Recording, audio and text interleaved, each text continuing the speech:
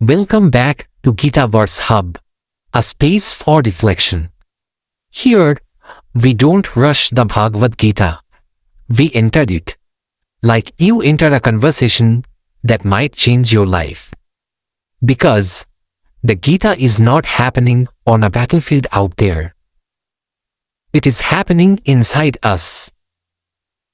At the exact moment when pressure becomes real, when a decision is no longer theoretical, and when the heart begins to ask, can I really do what I know I must do?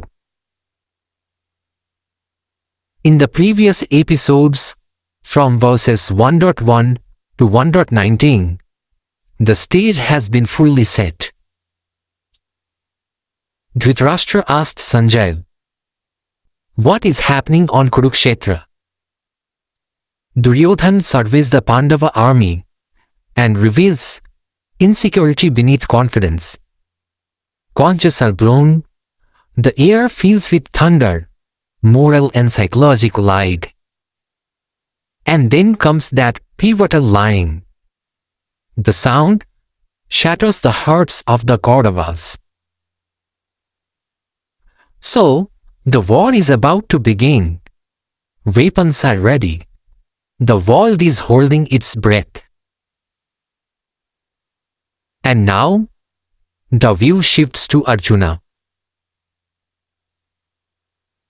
Atha vyavasthitan drishta dhartarashtra'n kapidvaja pravitri shastra sampate dharurudvaya pandava.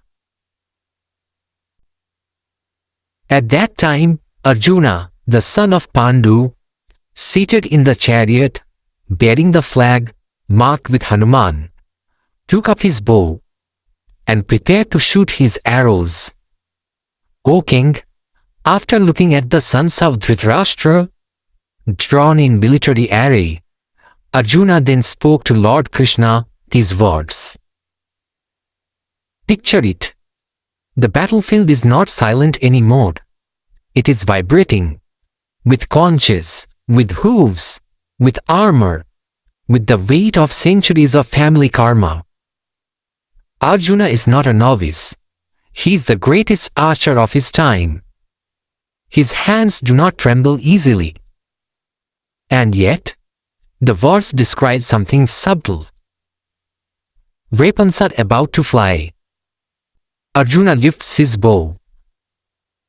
He is Kapidvaja, the one with Hanuman on his flag, meaning strength, devotion, divine protection, a symbol of unstoppable force. Everything about the scene says, strike.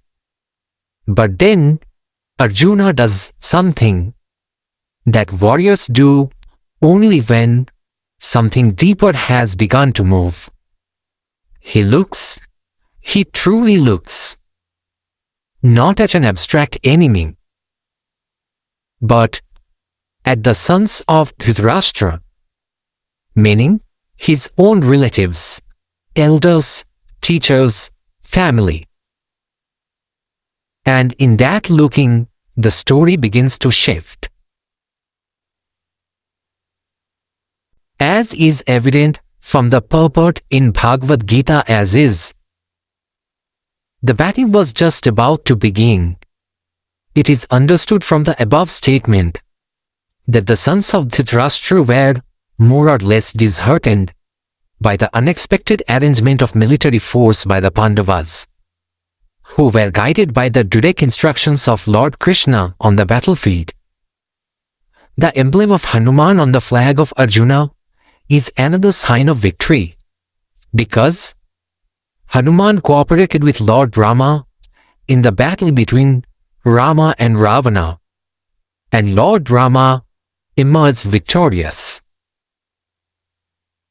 Now both Rama and Hanuman were present on the chariot of Arjuna to help him. Lord Krishna is Rama himself, and wherever Lord Rama is, his eternal savior and servitor Hanuman and his eternal consort Sita the goddess of fortune, are present. Therefore, Arjuna had no cause to fear any enemies whatsoever. And above all, the Lord of the senses, Lord Krishna, was personally present to give him direction. Thus all good counsel was available to Arjuna in the matter of executing the battle. In such auspicious conditions, arranged by the Lord for his eternal devotee, lay the signs of assured victory. A.C. Bhaktivedanta Swami Prabhupada highlights this verse as the psychological and spiritual pivot of the Gita. Arjuna lifting his bow shows initial readiness for duty, Kshatriya dharma. Yet, instead of attacking, he turns towards Krishna and speaks. This moment reveals the insufficiency of material courage without spiritual clarity. Arjuna is competent, powerful, and justified, but still internally conflicted. This is why divine instruction becomes necessary. This verse marks the collapse of ego-driven action and the birth of inquiry, which is essential for spiritual knowledge. As per Adi Sankaracharya, this verse is an expression of avidya, ignorance, manifesting through emotional disturbance. Arjuna's vision is still dualistic, my people versus their people. His action is motivated by misidentification with body, role, and relations. The act of speaking to Krishna shows the arising of viveka, discernment. Only when ignorance ripens into sorrow does the desire for knowledge arise. As per Ramanujacharya, this verse is the first conscious step towards surrender, Sharanagati. Arjuna is still active and capable, but chooses to seek guidance. Krishna is not abstract Brahman here, he is the compassionate Lord. The moment shows dependence replacing self-reliance. True wisdom begins when the individual soul recognizes its dependence on the Supreme. Sarvapalli Radhakrishnan interprets this verse as the universal human dilemma. Arjuna symbolizes modern humanity, competent, educated, yet morally torn. The battlefield is not merely physical, but ethical and psychological. The pause before action is not weakness, but conscience awakening. The Gita begins where all moral philosophies must, at the moment of inner conflict. In Bhagavad Gita 1.20, Arjuna stands fully armed, ready to act. The battle is about to begin. Yet, instead of releasing an arrow, he pauses and turns to Krishna and speaks. This single pause is the most human moment in the entire Gita.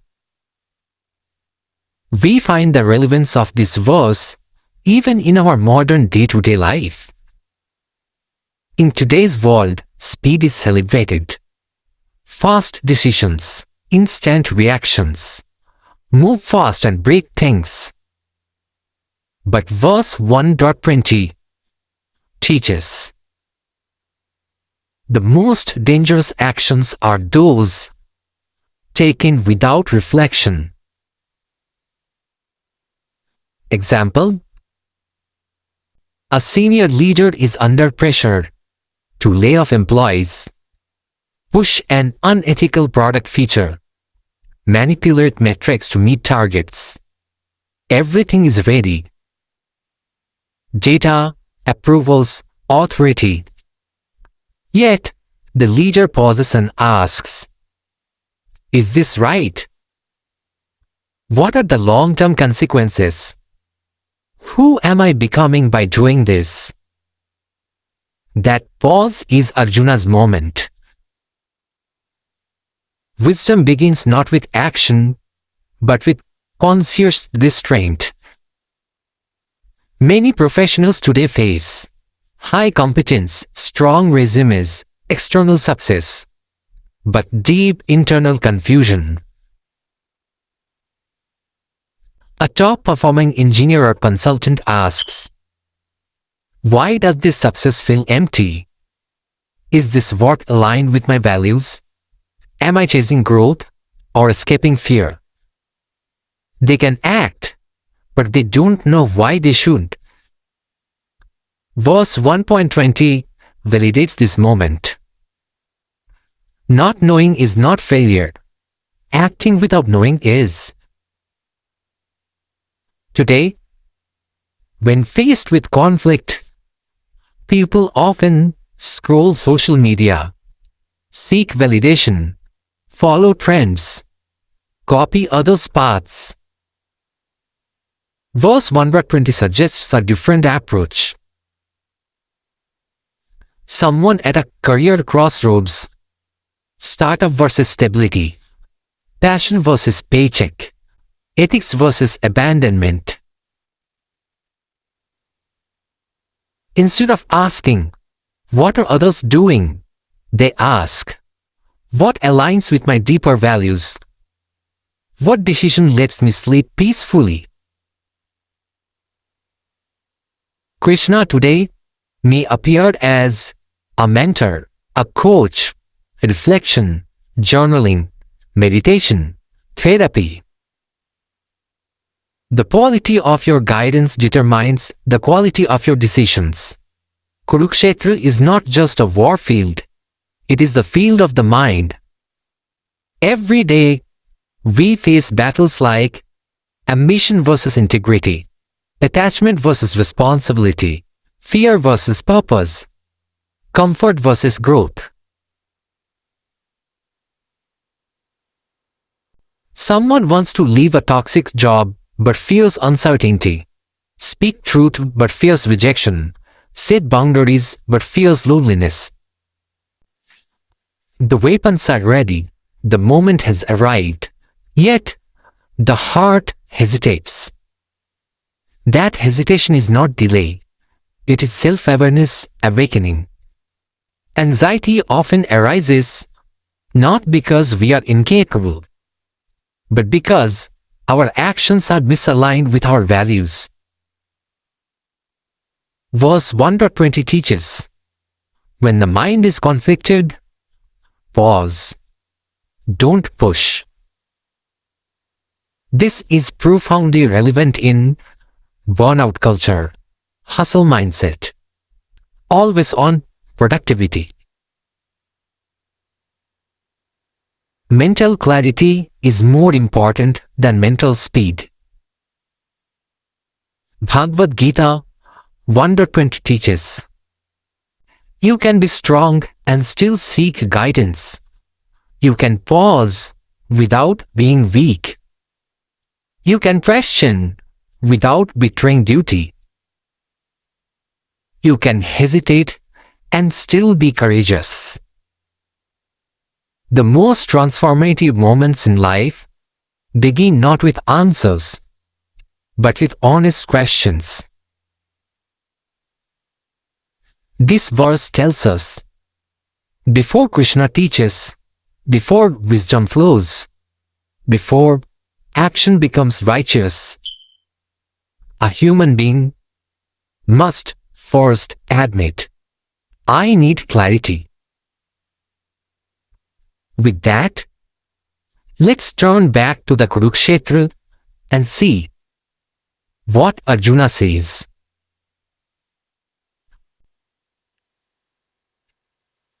Arjun Uvacha Shainayoru Bhayor Madhye Rathang Sthapaya Myachyuta Yabadeta Nirikshekshang yuddhukamana vastitan. Karmeya saha yuddhavya masmina ranashamuddame. Arjuna said, O infallible one, please draw my chariot between the two armies so that I may see those present here who desire to fight and with whom I must contend in this great trial of arms. This is Bhagavad Gita verse 1.21 and 1.22. Arjuna speaks, and the first words are not attack, not strategy, not aim for Bhishma first. He says, place my chariot between the two armies. This is not just a tactical request. This is symbolic of the entire human condition. Because between two armies is where we all live. Between fear and duty, between comfort and growth, between what we want and what we must do, between attachment and truth. And Arjuna addresses Krishna as Achyuta, the infallible, the one who does not fall, meaning, put me in the middle and don't let me fall. As is evident from the purport in Bhagavad Gita as is, as a pure devotee of the Lord, Arjuna had no desire to fight with his cousins and brothers. But he was forced to come onto the battlefield by the obstinacy of Duryodhana, who was never agreeable to any peaceful negotiation. Therefore, he was very anxious to see who the leading persons present on the battlefield were. Although there was no question of a peacemaking endeavor on the battlefield, he wanted to see them again, and to see how much they were bent upon demanding an unwanted war. Prabhupada highlights the meaning of Achyuta as not fallen, contrasting the fallible conditioned state of ordinary beings. He also draws attention to a deeply devotional paradox of the Gita's opening movement. Arjuna, the devotee, is giving instructions. Krishna, the Supreme, accepts the role of charioteer. This reveals a central bhakti principle often emphasized in Vaishnava tradition. God is conquered by love, not by force. In the Gyaneshwari tradition, the request is described as Arjuna wanting a clear survey of the assembled fighters, a moment of discerning who truly stands ready and why. The phrase, between the two armies, is frequently taught as a metaphor for discernment. A mind placed between opposing impulses so that choice becomes conscious, not impulsive. Let us look into the deep practical exploration of the modern-day relevance of Bhagavad Gita verses 1.21 and 1.22. Arjuna asks Krishna to place the chariot between the two armies, so he can see clearly who stands on both sides before acting. This request is subtle, but psychologically revolutionary. In today's world, a professional is deciding whether to quit a stable job for a startup, accept a leadership role with ethical compromises, relocate and disrupt family life. Instead of reacting emotionally, they step back and ask, who benefits from this decision? Who bears the cost? What values are at stake? This is Arjuna's chariot moment. Wise decisions require seeing all stakeholders, not just outcomes. We often find a manager is caught between senior leadership pressure steam-burn-urban model. If they identify with only one side, they become biased. If they step into the middle, they listen to both. They see systematic causes. They respond rather than react. The middle ground is not indecision. It is emotional maturity. Modern society thrives on extremes. Us versus them. Right versus wrong. Win versus loss. Arjuna chooses the middle. Not neutrality, but clarity. Before posting, judging, cancelling, or condemning, see all sides. Understand motivations. Acknowledge complexity. The Gita suggests moral clarity requires depth, not outrage. The verses teach us pause before irreversible action. Seek perspective before judgment. See people before positions. Understand consequences before choices.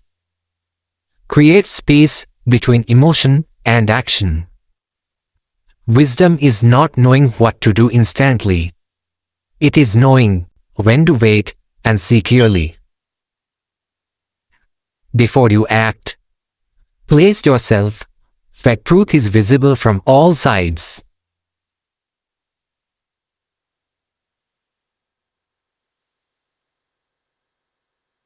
Yoshyamarnan Vekshyaham Ya Etentra Samagata Dhartrashtriya Durbuddhe Yudhe Priyachikishava. Let me see those who have come here to fight, wishing to please the evil-minded son of Dhritarashtra. This is Bhagavad Gita verse 1.23. Now, Arjuna's request becomes more specific. He doesn't just want to see who is there. He wants to see why they are there. He essentially says, show me the people who came here to make Duryodhana happy. And he calls Duryodhana Durbuddhi, one of evil intelligence or misguided intellect. This is fascinating. Arjuna is still in warrior clarity here. The moral judgment is firm. But the deeper tragedy is approaching because the people who are there are not strangers. They are his elders, teachers, relatives, friends. And when the heart realizes that the supporters of wrong include those you love, the mind begins to shake. As is evident from the purport in Bhagavad Gita as is, it was an open secret that Duryodhana wanted to usurp the kingdom of the Pandavas by evil plans, in collaboration with his father, Dhritarashtra. Therefore, all persons who had joined the side of Duryodhana must have been birds of the same feather. Arjuna wanted to see them on the battlefield before the fight was begun, just to learn who they were. But he had no intention of proposing peace negotiations with them. It was also a fact that he wanted to see them to make an estimate of the strength which he had to face. Although he was quite confident of victory because Krishna was sitting by his side. This is crucial. Arjuna's initial movement is not cowardice, it is reckoning. He is measuring the moral landscape, person by person. Some Vaishnava commentarial streams emphasize that Arjuna's request is part of the narrative build-up. Krishna is about to place him where he must see the full reality clearly. Resources that compile multiple Acharya commentaries present this moment as Arjuna's deliberate request for direct perception before action. This verse opens a theme that is painfully modern. What does it mean to support a wrong cause out of loyalty? To please someone powerful, to gain favor, to avoid consequences, to stay in the safe camp? That question doesn't live only in ancient epics. It lives in companies, families, institutions, and friend groups every day. A manager asks you to manipulate reporting. A group encourages bullying disguised as team culture. A senior person wants you to stay silent about unfairness. And the temptation is, I will just go along. It keeps things smooth. Verse 1.23 is a mirror. Are you fighting for truth or fighting to please power? Sometimes a whole group rallies behind someone who is loud, influential, and wrong, and people join, not because they believe, but because they want to belong. Pleasing the wrong center eventually costs your peace. So, what happens next after Arjuna's request? Sanjay Uvacha Eva Mukto Rishikesho Gurakeshen Bharata Senayoru Bhayor Madhye Sthapayitva Rathottamam.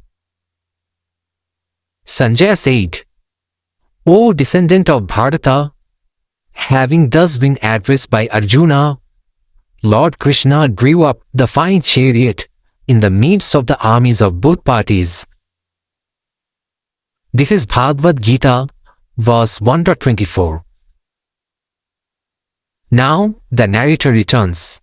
Sanjaya speaks, and the action is simple. Krishna moves the chariot.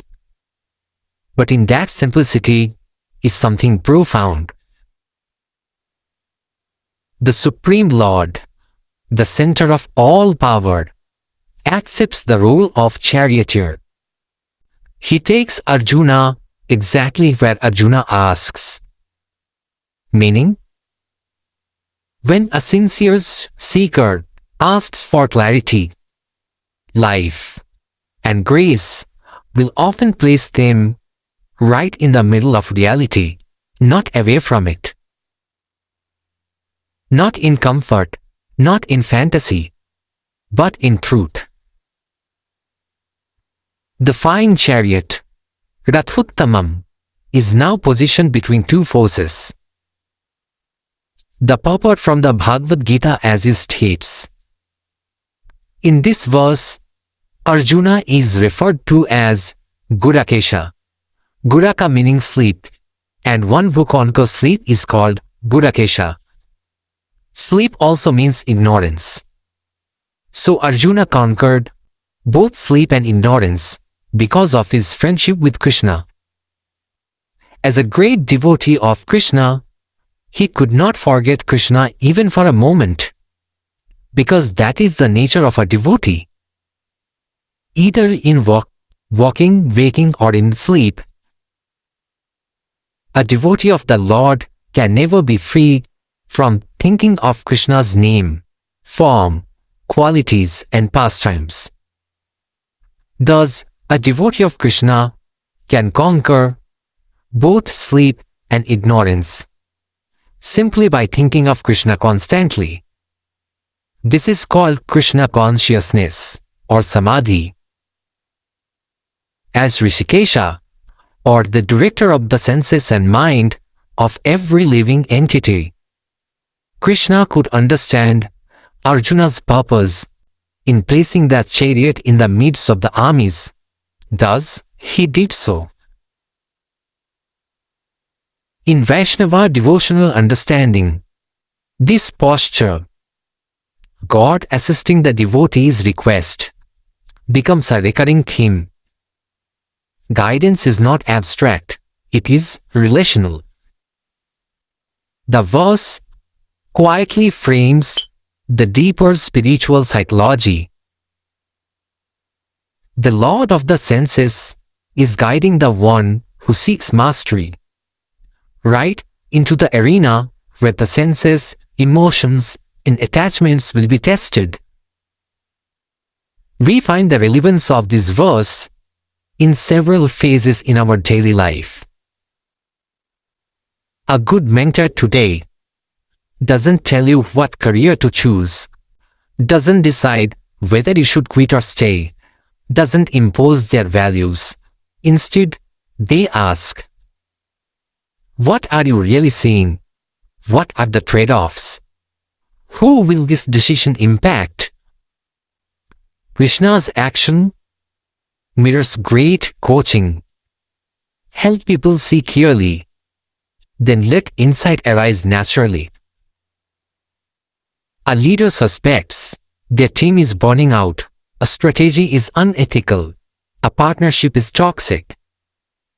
Instead of ignoring signals, they review hard data, listen to uncomfortable feedback, observe consequences honestly. This mirrors Krishna's act. Look directly. Don't look away. Growth begins when we stop softening reality. People often distract themselves from dissatisfaction, avoid grief, guilt, or conflict. Stay busy to avoid reflection. Verse 1.24 suggests, clarity may initially destabilize, but it heals in the long run.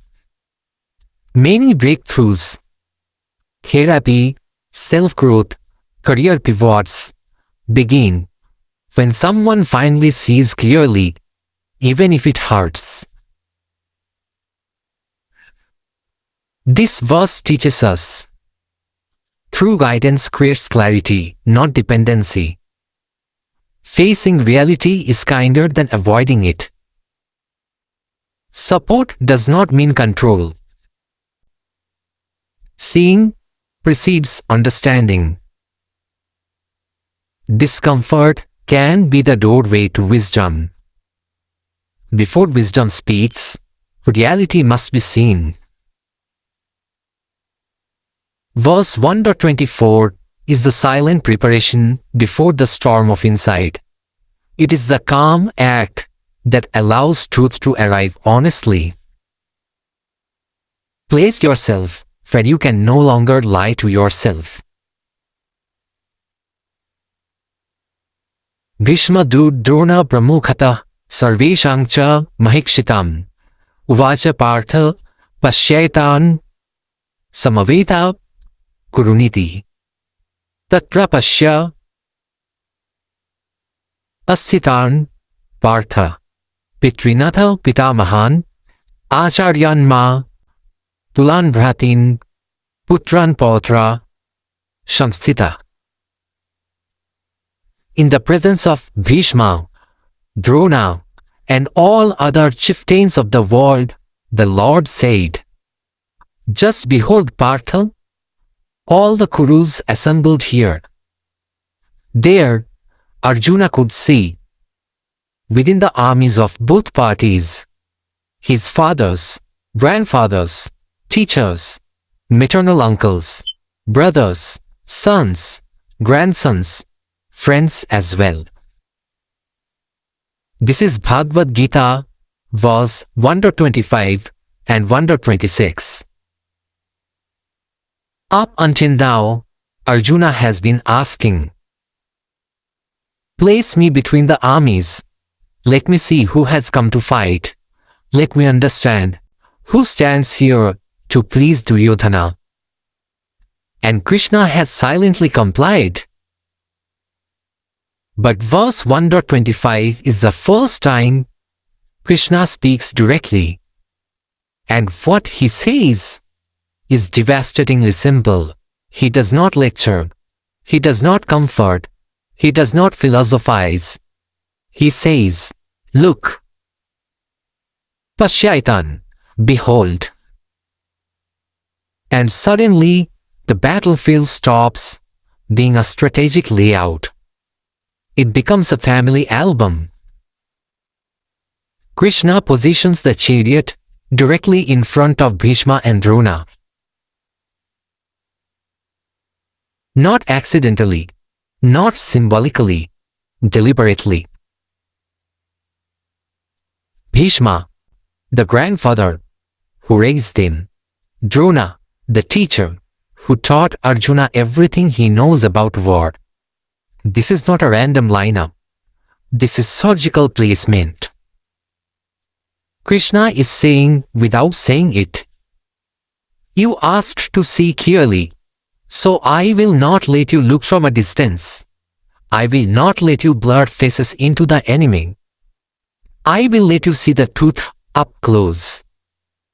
And then, Krishna speaks one of the most understated yet emotionally explosive lines in the entire Gita.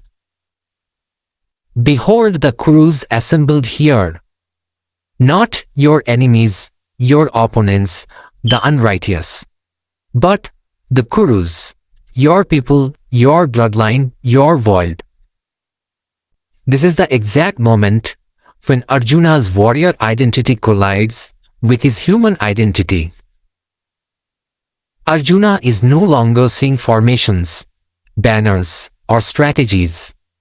He is seeing faces. Faces that once smiled at him. Faces that taught him how to walk, how to fight, how to live. Faces that shared meals, stories, victories, grief. The verse unfolds slowly, almost painfully, as if the text itself does not want to rush. Fathers, grandfathers, teachers, maternal uncles, brothers, sons, grandsons, friends. Notice this? The list moves from elders to equals to juniors. From those who gave him life, to those who grew alongside him, to those whose lives came after him. This is not just a list. This is the totality of Arjuna's emotional universe, now standing on both sides of a battlefield. And something irreversible happens here. The war stops being about victory. It becomes about loss. Even if Arjuna wins, whom does he win with? Let us see what the purport from the Bhagavad Gita as is says about these verses. As the super soul of all living entities, Lord Krishna could understand what was going on in the mind of Arjuna. The use of the word Rishikesha in this connection indicates that he knew everything, and the word Partha, meaning the son of Pritha or Kunti, is also similarly significant in reference to Arjuna. As a friend, he wanted to inform Arjuna that because Arjuna was the son of Pritha, the sister of his own father Vasudeva, he had agreed to be the charioteer of Arjuna.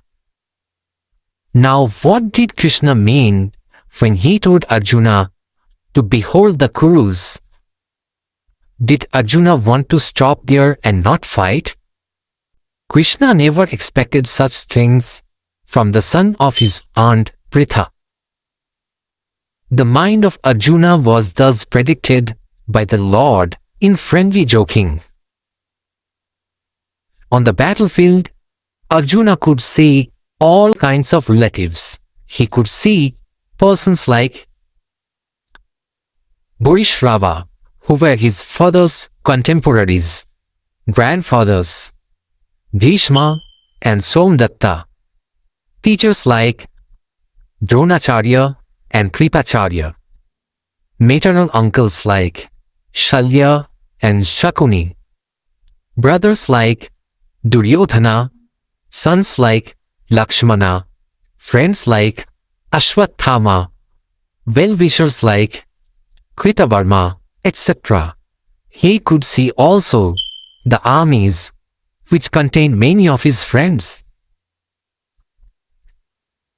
Prabhupada emphasizes the deliberate compassion and gravity in Krishna's act. Krishna does not attempt to dissuade Arjuna from fighting, yet he does not offer premature spiritual advice. Instead, he ensures that Arjuna fully understands the consequence of war. This is critical, because spiritual clarity does not come from avoidance, it comes from complete awareness. Prabhupada explains that by placing the chariot before Bhishma and Drona, Krishna intensifies Arjuna's emotional confrontation. The Lord allows Arjuna's natural affection to surface fully, because only then can true surrender arise.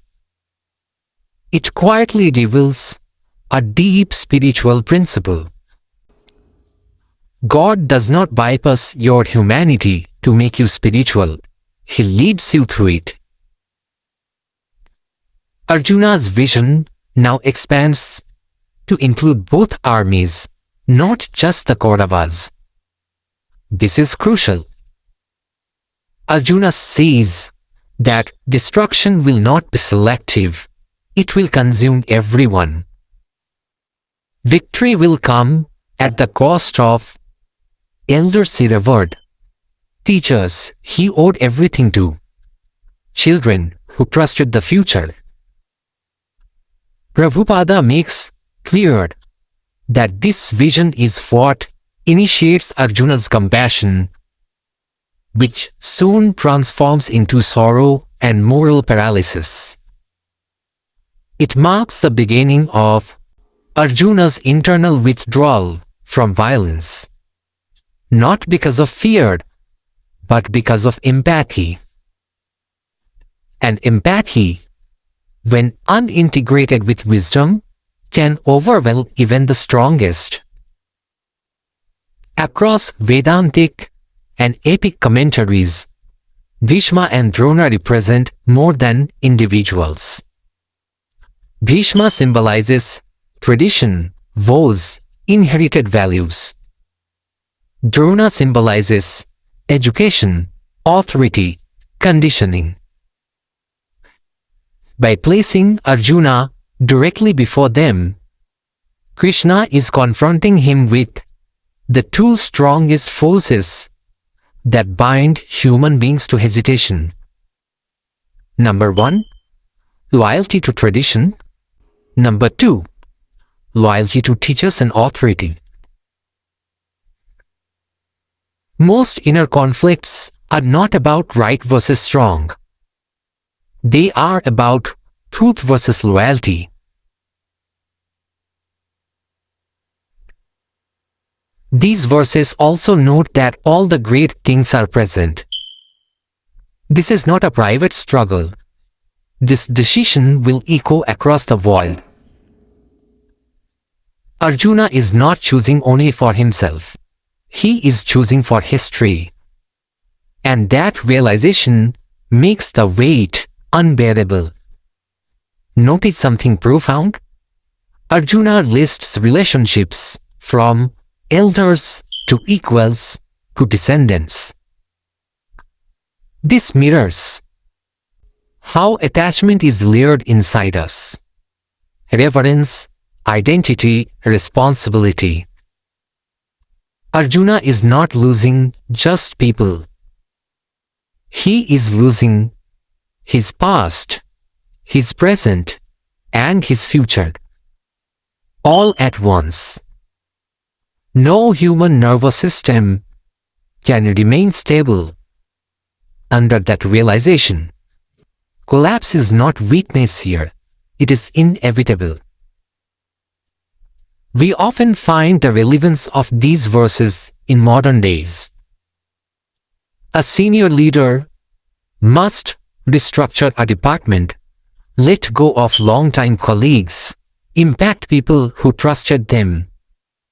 On paper, the decision is correct, the numbers justify it. In reality, faces appear, shared memories surface. Loyalty clashes with responsibility. Like Arjuna, the leader realizes, this decision may be necessary, but it will hurt people I care about. Verses 1.25 and 1.26 validate that ethical leadership carries emotional weight. These verses teach us seeing people changes how decisions feel. Duty without empathy damages the self. Emotional conflict is a sign of conscience. Moral pain precedes moral clarity. Humanity must not be sacrificed for correctness. Before wisdom teaches how to act, life shows us whom our actions will affect. When duty meets love, the soul trembles, and that trembling is the beginning of wisdom. From the next verse, Arjuna's body will weaken, his breath will change, his bow will sleep, his arguments will begin, his certainty will evaporate. This is not deterioration. This is preparation. Because the Bhagavad Gita is not revealed to warriors who feel strong. It is revealed to humans who can no longer carry the burden alone. Verse 1.26 teaches us something we often avoid. The deepest crises are not born of hatred. They are born of love colliding with responsibility. If you have ever felt frozen because every choice hurts someone, every step feels like betrayal, every decision feels unbearably heavy, you are not weak. You are standing exactly where Arjuna stood. And the Gita begins right there. In the next episode, we move into verse 1.27, where Arjuna's inner collapse becomes visible, where strength drains from his limbs, and the warrior finally gives way to the seeker. Stay with us. This is where the human story truly begins. If you wish to walk through the Bhagavad Gita slowly, thoughtfully, and verse by verse, you are welcome to subscribe to Gita Verse Hub. If a reflection, question, or insight arose while listening, you are invited to share it in the comments. This space is for inquiry, not debate. And if this episode may serve someone else at this moment in their life, you may share it as an offering. Until we meet again, observe carefully, act consciously, and let clarity guide you forward. This is Gita Verse Hub, where verses are not rushed, they are lived. Until then, Hare Krishna.